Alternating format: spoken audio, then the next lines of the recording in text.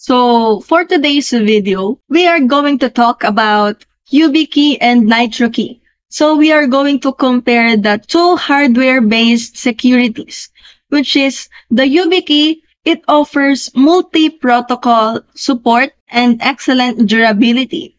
And what are the pros of the YubiKey? So it is a broad compatibility, and it has a robust security, and it is also easy to integrate. While its cons are it has a proprietary design, while in NitroKey, it emphasizes an open source, transparency, and privacy.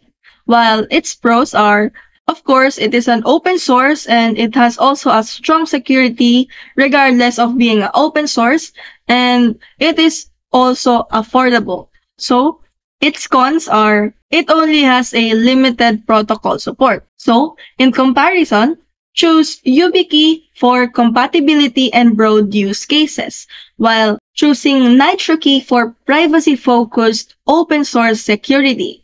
In general, YubiKey is preferred. For privacy advocates, NitroKey is ideal.